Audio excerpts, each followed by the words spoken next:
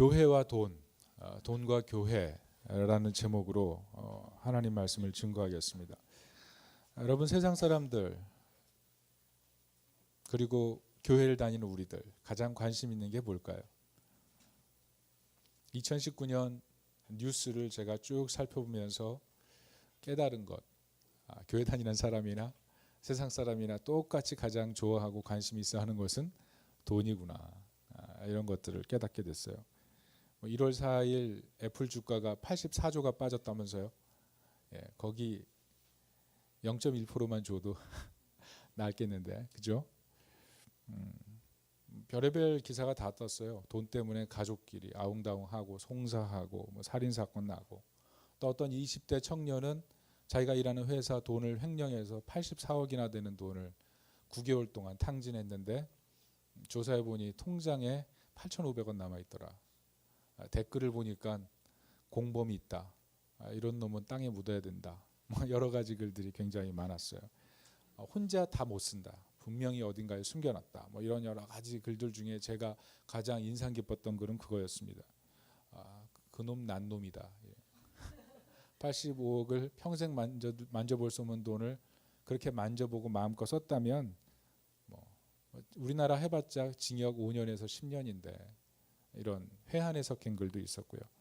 도리어 박수와 축하를 보낸다, 이런 글도 있었습니다. 여러분, 왜 그런 글이 있었을까요? 여러분, 놀라운 사실을 또 하나 알려드릴까요? 우리나라가 전 세계 1위 하는 게 많은데 최근에 전 세계 1위 하는 걸 또 하나 경신했습니다. 그게 뭐냐 하면 바로 사기입니다. 사기. OECD 국가 중에 우리나라가 사기 범죄율 1위. 100명 중에 1명이 사기 당한답니다. 여기 지금 1명은 사기 당하고 있을 가능성이 있어요. 초등생, 중등생, 고등생 대상 2만 명 2011년도 의식조사했는데 10억 줄 테니 감옥 갈래? 1년만 갔다 와라. 중학생 몇 프로? 37% 갔다 올 수 있다. 고등학생 몇 프로일까요? 54% 갈 수 있다.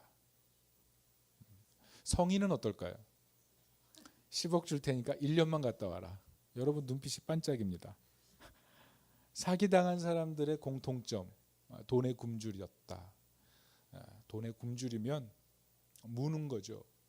사기인 줄 아닌 줄 구별하지 않고 무는 거예요. 사기꾼의 수법은 돈 욕심이 없는 사람을 돈 욕심을 꿈꾸게 한대요.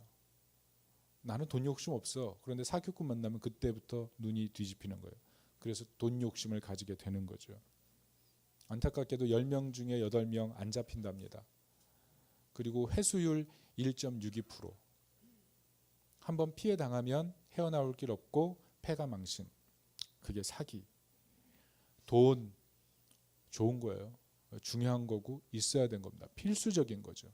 그렇지만 잘못 다루고 잘못 사용하면 우리 인생의 치명적인 해악, 그게 바로 돈이죠. 그래서 성경은 이렇게 주의합니다. 디모데전서 6장 10절, 돈을 사랑함이 일만하게 뿌리가 되나니 이것을 탐내는 자들은 미혹을 받아 믿음을 떠나 많은 근심으로 자기를 찔렀다.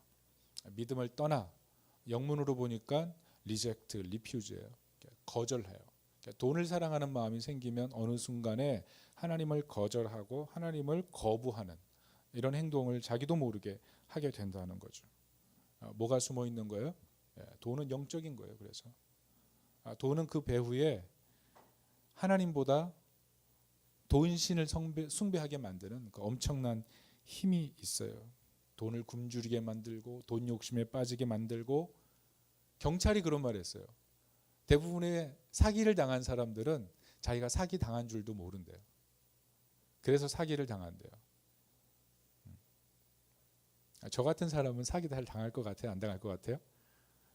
저는 좀 잘 당할 것 같아요. 저는 몸에 좋은 약이라 그러면 그냥 이렇게 사거든요. 제 아내가 아주 걱정합니다. 당신은 날 늙어서 절대로 몸에 좋은 거 찾지 말라고 그런 얘기를 자주 하는데, 시험 당한 줄도 모르게 할 만큼 마귀가 우리 영혼을 속삭이고 우리 영혼을 강탈하는 거죠. 돈에 대한 격언이 많더라고요. 돈으로 열리지 않는 문은 없다. 세상이 그런 것 같아요. 그래서 유전무죄라고 그러잖아요. 무전유죄. 여자는 돈 없는 남자보다 돈 있는 남자가 좋다? 아니에요. 남자 없는 돈을 더 좋아한다. 몇 분 웃었어요. 돈이 있으면 두렵고 돈이 없으면 슬프다. 그게 현실이죠. 남자는 돈이 생기면 나쁘게 변하고 여자는 나쁘게 변하면 돈이 생긴다. 뭐 이런 말이 있어요. 제가 이거 읽으면 남녀 차별적인 발언이라고 생각해서 막 공격당할까 봐 약간 겁이 났는데요. 여러분 그런 것 같아요. 남자는 돈이 생기면 나쁘게 변하고 또 돈을 벌기 위해서 여자가 한번 마음 먹으면 얼마든지 또 나쁘게 변할 수가 있죠. 이런 말도 있어요. 귀신도 맷돌 갈게 하는 게 돈이다. 귀신도 움직인다는 거예요. 돈에. 돈 정말 우리 삶의 큰 문제고 돈 때문에 슬퍼하고 돈 때문에 근심하고 돈이 우리를 힘들게 하고 돈이 우리가 쫓아다니고 돈은 도망다니고 마실수록 목마른 거 바닷물인 것처럼 돈이 그래요. 끊임없이 갈증이 나게 하고 우리를 힘들게 하는 거. 학생들 왜 공부해요? 직장인들 왜 뛰어요? 왜 미래를 준비해요? 돈과 관련이 있어요. 오늘 돈에 대한 정리가 잘 됐으면 좋겠어요. 돈은 영적인 것이에요. 그렇다면 우리가 죄악시해야 될까요? 돈이 굉장히 위험한 건데 이걸 어떻게 해야 돼요? 돈은 결코 죄악시해서는 될 게 아닙니다. 영적인 거예요. 중성적인 겁니다. 잘 쓰면 복이고 못 써야 시험 되는 거예요. 최근에 유로 로또 밀리언 로또에 당첨된 사람이 있잖아요. 50대 부부 1640억 엄청난 부자가 됐죠. 근데 이 사람들이 그 당첨되고 나서 밤새도록 한 일이 뭔지 아시죠? 그 기사를 본 분은 알 거예요. 밤새도록 이 돈을 누구에게 나눠줄지 50명 리스트를 작성했다는 거예요. 밤새도록. 그 50명은 아주 행복한 사람이 되겠죠. 돈으로 우리는 선한 일을 할 수 있고요. 돈으로 사람들의 마음을 치유할 수도 있고요. 돈으로 건강한 사회를 만들 수도 있다는 거죠. 오늘 본문의 바나바가 그런 역할을 했습니다. 돈을 가지고 세상을 치유하고 돈을 가지고 사람들의 아픈 마음을 위로하는 그런 역할. 저는 2019년 우리가 가지고 있는 모든 물질들이 그렇게 하나님 나라를 위해서 복되게 쓰임받기를 축복합니다. 오늘 36절 37절을 같이 읽어볼까요? 시작. 구브로에서 난 레위족 사람이 있으니 이름은 요셉이라 사도들이 일컬어 바나바라 번역하면 위로의 아들이라 하니 그가 밭이 있음에 팔아 그 값을 가지고 사도들의 발 앞에 두니라. 성경은 유독 바나바를 오늘 기록하고 있어요. 이 본문을 보면 바나바만 헌금한 게 아니거든요. 근데 바나바를 유독 기록해 놨어요.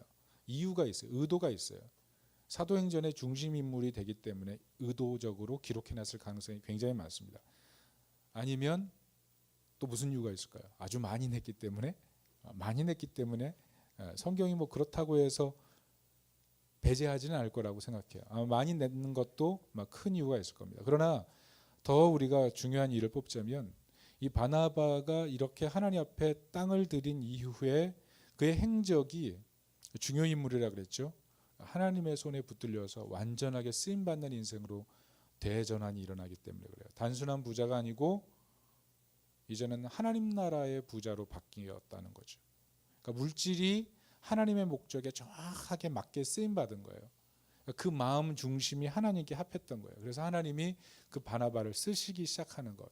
그게 사도행전의 그 전체 스토리 안에 들어있는 아주 중요한 내용이에요. 그것을 우리가 살펴볼 필요가 있다는 거죠. 그래서 돈이라는 것은 바른 신앙관을 가지고 있으면 굉장히 하나님께 쓰임받고 하나님께 영광 돌릴 수 있는 그런 이유가 되는 거예요.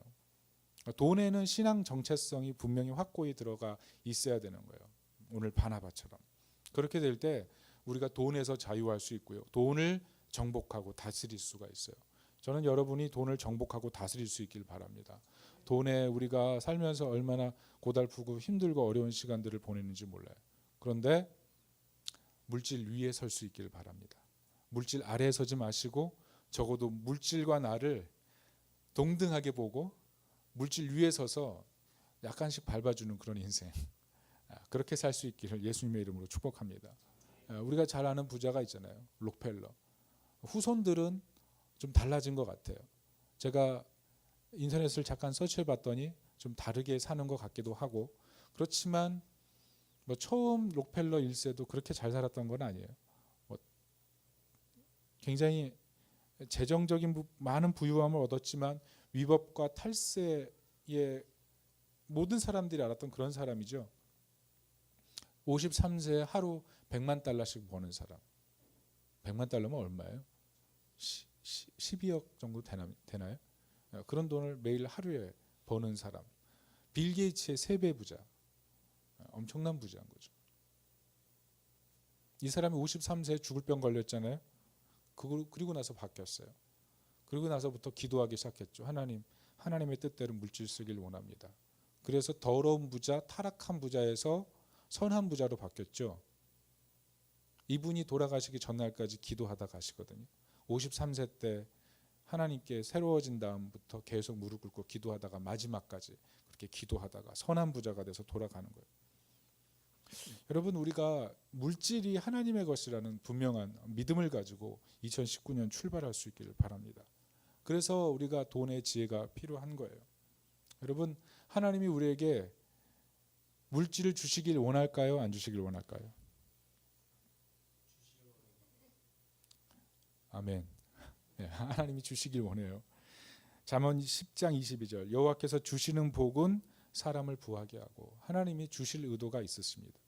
중요한 건 두 번째, 신명기 30장 9절, 내가 내 하나님 여호와의 말씀을 청종하여 이 율법책에 기록된 그의 명령과 규례를 지키고 내 마음을 다하고 뜻을 다하고 내 여호와 하나님께 돌아오면 내 하나님 여호와께서 내 손으로 하는 모든 일과 내 몸의 소생과 내 가축 새끼와 내 토지 소산을 많게 하시고, 돌아오면, 하나님께 돌아오면, 마음이 하나님을 향하면 그게 또 하나님이 주시는 복의 이유가 되는 거예요. 그리고 또 하나, 주신 것으로 시험 들면 안 됩니다. 이스라엘 백성들이 요단강 건너 가나안 복지 들어간 뒤에 350년 죄 지었어요. 뭐라고 써 있어요? 풍요가 찾아온 다음부터 죄 지었어요. 그러니까 주신 것으로 시험 들면 안 되는 거예요. 정리해 보면은 돈은요, 소명이 아니라 사명이에요. 돈은 콜링이 아니고요, 미션이라고요. 그러니까 하나님의 목적에 쓸 수 있는 사람, 그 사람에게 하나님 물질을 맡기시는 거예요. 그래서 그런 마음을 갖고 있는 사람, 그런 청지기적인 마음을 갖고 하나님의 목적에 맞게 쓰려고 하는 사람, 그 사람을 통해서 하나님이 일하기 시작한다는 거예요. 그래서 아무리 돈이 많아도 이 미션에 합당하지 못하면 위험하고요. 아무리 돈 욕심이 있어도요, 이게 콜링이 되면, 내 인생의 콜링이 되면 이게 위험한 거예요. 미션이 돼야 되는 거예요. 미션.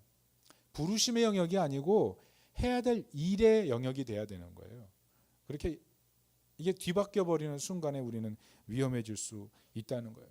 그래서 성경을 보면 이 청지기적인 직분에서 굉장히 중요한 게 뭐냐 하면, 맡기셨으니 책임을 묻겠다예요. 맡기셨으니 책임을 묻는 거예요. 그래서 시편 49편에 뭐라고 나와 있냐면은, 부자와 가난한 자를 대비하면서 부자는 부요해서 슬픈 일이 없고 날마다 잔치하고 행복하다는 얘기를 해요. 그래서 그것을 옆에 가난한 사람이 보면서 슬퍼하는 마음, 그게 시편 49편 얘기예요. 그런데 시편 49편의 결론이 뭡니까? 망한다는 거예요. 망한다. 어느 순간에 망한다는 거예요. 죽은 뒤에 망한다는 거예요. 죽을 때 재산이 다른 사람에게 넘어가고, 죽을 때 자기가 이름했던 모든 소유가 다른 사람에게 넘어가고, 죽은 후에 영생이 없더라. 그게 시편 49편 얘기예요. 철저하게 망하는 거예요. 한순간에. 그게 바로 성경의 얘기입니다. 책임. 그래서 우리가 쓴 돈이 나중에 우리에게 책임을 묻게 돼 있어요. 우리가 썼던 돈이 우리 앞에 서서 우리에게 증인이 될 겁니다. 증인. 물론 예수님 계셔서 우리가 하나님의 은혜로 구원을 받겠지만, 우리가 썼던 돈, 그 돈이 우리 앞에 서서 그날 그때 어떻게 썼는지에 대해서 하나님 앞에 증언할 거라고요. 그래서 우리가 소유로 사는 게 아니고 사실은 믿음으로 사는 거예요. 그게 굉장히 중요해요. 예수님이 그래서 소유에 목숨을 걸지 마라, 이것에서 생명이 나는 것이 아니라, 여러분, 물질에 중요해요. 물질의 복 받으시기 바랍니다. 물질의 복을 구하시기 바랍니다. 그런데 예수가 구원이에요. 구원은 예수님 주시는 거예요. 물질로 구원받으려고 하면 그게 콜링이 되는 거예요. 그 순간에 힘들어지는 거. 이해가 되세요? 콜링이 아니고 미션, 소명이 아니고 사명. 그런 분명한 방향성을 가지고 봐야 된다는 것입니다. 근데 오늘 특별히 성경이 오늘 가르쳐 주는 게 있어요. 이게 뭐냐면 구약 성경이나 신약 성경이나 보면 사실은 오늘 이 초대교회에 일어났던 이 역사, 이 가난한 자가 없다고 이렇게 표현되어 있거든요. 본문에 보면 이 가난한 자가 없다고 표현한 이 성경이 내용이 성경 전체 66권의 내용 중에 딱 여기 하나예요. 성령 충만할 때만 돈에 대한 다스림과 돈에 대한 지혜로운 사용과 하나님의 목적에 맞는 운영이 가능하다는 거예요. 그거 보여주는 거예요. 구약에도 많은 부자가 있거든요. 거의 제대로 없었어요. 제대로 사용한 사람. 신약에도 이 성령 충만한 초대교회 역사 이후에는 거의 보여지지가 않습니다. 보여지지가 않아요. 오늘 본문을 볼까요? 그런데 놀라운 얘기가 있죠. 34절 35절 같이 읽어봅니다. 시작. 그 중에 가난한 사람이 없으니 이는 밭과 집 있는 자는 팔아 그 판 것의 값을 가져다가 사도들의 발 앞에 두고 그들이 각 사람의 필요를 따라 나누어 주민이라. 자, 우리가 36절 37절엔 누구를 봤어요? 바나바를 봤죠. 그런데 오늘 34절 35절엔 누가 나와요? 초대교회 성도들 모두. 그러니까 초대교회 성령의 그 기름 부음을 경험했던 모든 사람들이 물질에 대해서 소명으로 보는 게 아니라 사명으로 봤어요. 물질에 대해서 다스리는 능력을 얻었어요. 물질에 대해서 자유하게 됐어요. 그래서 내가 분명히 가진 소유인데 나눠주는 것이 아깝지 않고 내가 가난한데 받는 것이 부끄럽지 않아요. 그래서 한 공동체, 하나님 나라 공동체를 이룰 수 있는 거예요. 굉장히 혁명적이죠. 혁명적이에요. 교회 안에서도 뭔가를 돕고 누군가를 도우려고 할 때 굉장히 고민하게 되는 거예요. 그런데 초대교회는 그 일이 이루어졌어요. 왜? 어떻게 이루어진 걸까요? 따라합시다.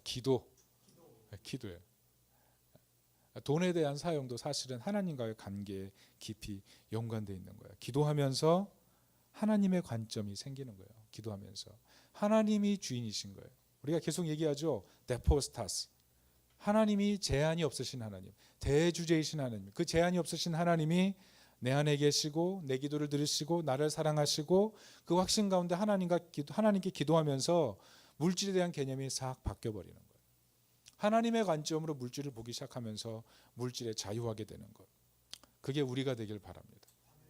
그게 우리가 되길 바랍니다. 특별히 이렇게 기도할 때 오늘 본문이 기록하고 있는 내용이 뭐냐면 세 가지 유익이 있어요. 첫째는 일체 비결을 배우는 거예요. 여러분 부자가 돈이 필요할까요? 필요 없을까요? 부자는 돈이 더 필요해요. 왜? 할 일이 많기 때문에.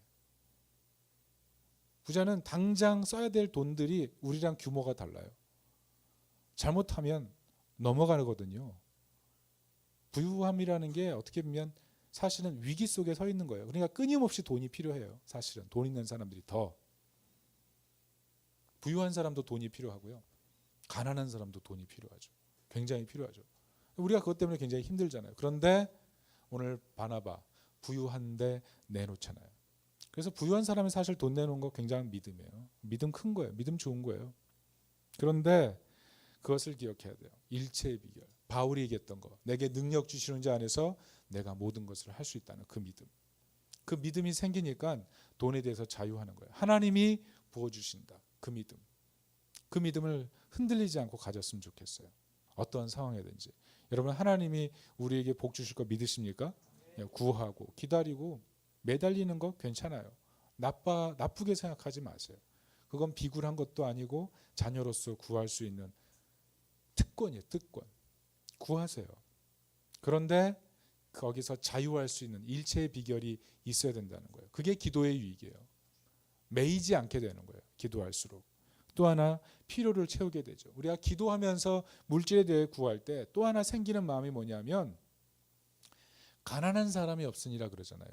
그러니까 가난한 사람들의 필요를 보는 눈이 바나바에게 있었고 모든 초대교회 성도들에게 있었던 거예요. 그래서 유무상통하게 된 거죠. 그래서 저는 교회에서 사실 이런 거 많이 했으면 좋겠어요. 교회가 돈이 오면 교회 비용 외에는 다 나눠주고 뿌려주고 세상에 흘려보내는 거. 그게 사실은 교회 개념이 맞아요. 그러니까 교회 쌓아놓으면 안 돼요. 돈을.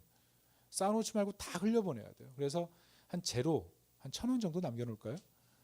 다 써야 돼요. 그래서 자꾸 쌓아두는 것이 좋지가 않습니다. 교회는. 걱정되죠? 걱정되네요. 그래요.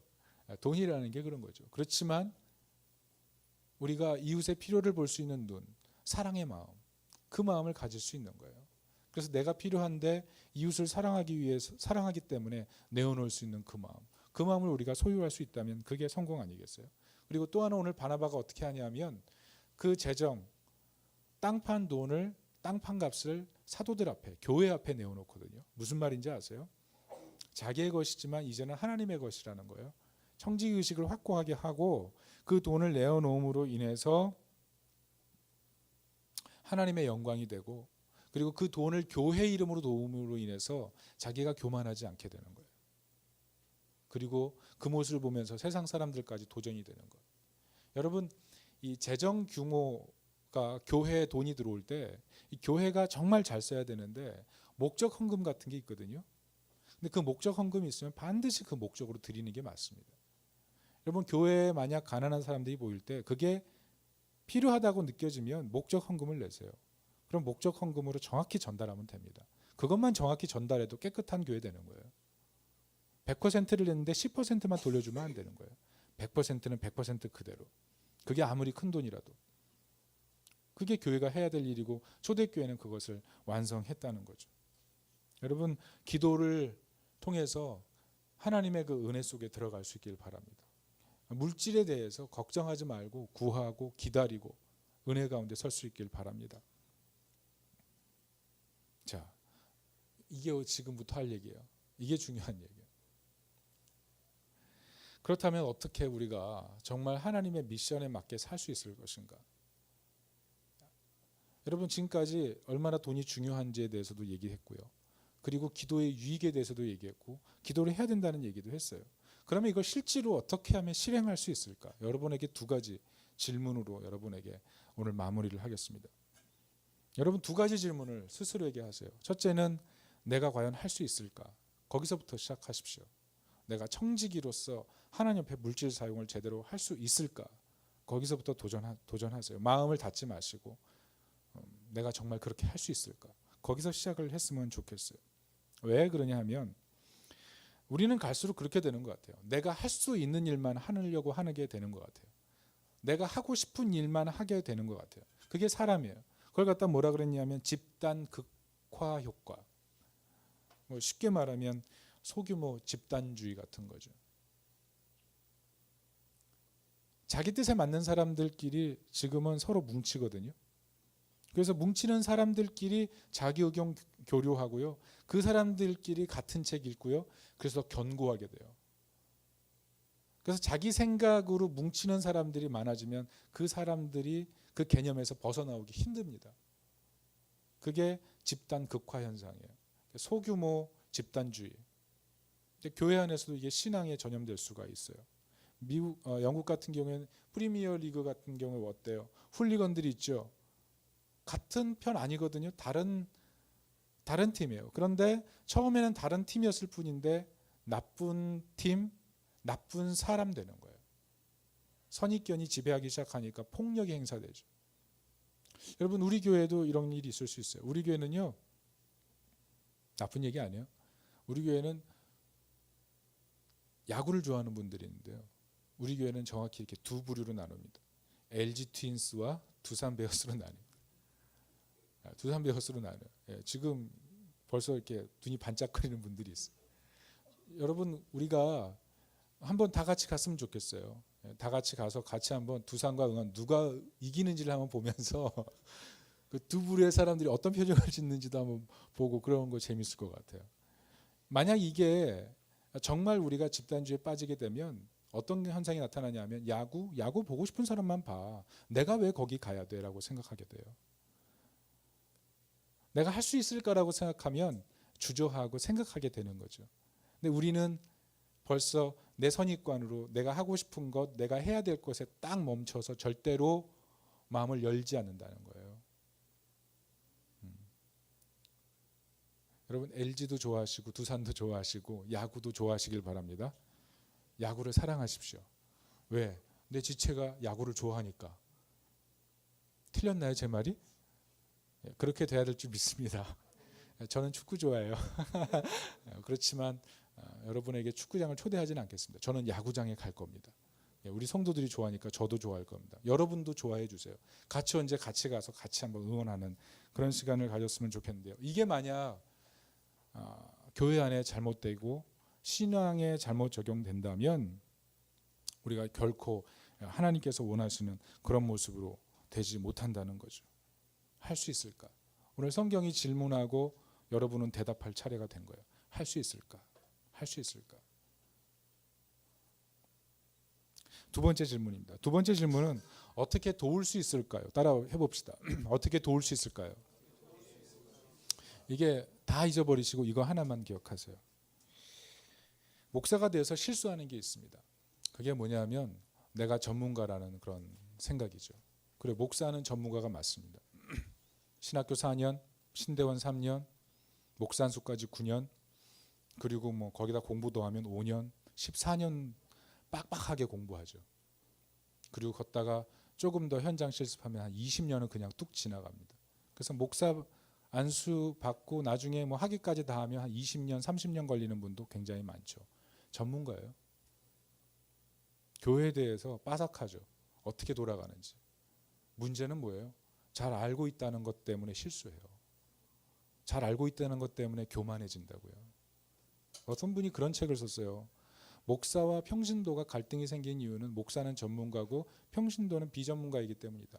교회에 대해서, 신학에 대해서 정보와 지식이 너무 다르기 때문이다.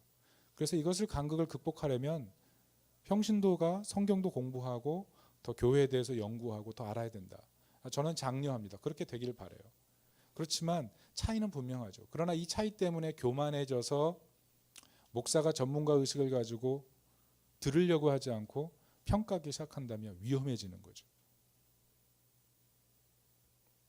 저도 실수합니다. 들으려고 하지 않고 제가 더 잘 안다고 생각하고 제 교만이 성도들을 아프게 하는 것도 봐요. 제 교만이 있습니다. 문제는 이런 교만한 마음이 생길 때 잃어버리는 게 뭐냐면 어떻게 도와줄까 하는 마음이죠. 어떻게 도와줄까 하는 마음. 그 마음을 잃어버린 상태. 어떻게 보면 그게 교만한 거죠. 내가 더 가졌는데, 내가 더 알고 있는데 어떻게 보면 내가 다른 사람보다 많은 상처를 겪어서 내 인생 경험을 통해서 더 많이 아픈 사람을 도울 수 있는데 절대로 도와주려고 하는 마음을 갖고 있지 못한 상태. 그게 교만한 상태인 거죠. 내 나름대로 내 인생에 이만큼 알고 있는데 그걸 전혀 도우려고 하지 않는 마음. 그게 위험한 마음. 근데 오늘 초대교회는 그거 뚫고 나가는 거예요. 더 가지고 있는데, 더 소유하고 있는데 그것을 교회 누군가를 위해서, 누군가의 필요를 채워주기 위해서 내어내는 거죠. 어떤 마음이에요? 사랑이에요, 사랑. 물질과 교회는 어울릴 수 있을까요? 사랑이 들어가면 어울릴 수 있어요. 사랑. 사명도 어울리고 소명도 어울리죠. 그러나 물질과 교회는 사랑으로 가장 아름답게 어우러질 수가 있는 거예요. 사랑이 들어가면 다 해결돼요. 물질의 문제, 교회 문제 다 해결됩니다. 그래서 물질에 대해서 정리할 때 우리는 그런 고민을 해봐야 돼요. 정말 사랑이 있는가? 그 고민. 그게 우리로 하여금 자유하게 만드는 거예요. 도와줄 수 있는가? 그 마음. 누군가의 필요를 채워줄 수 있는가? 그 마음. 그런 은혜의 마음이 여러분 모두에게 있으시기를 예수님의 이름으로 축원합니다.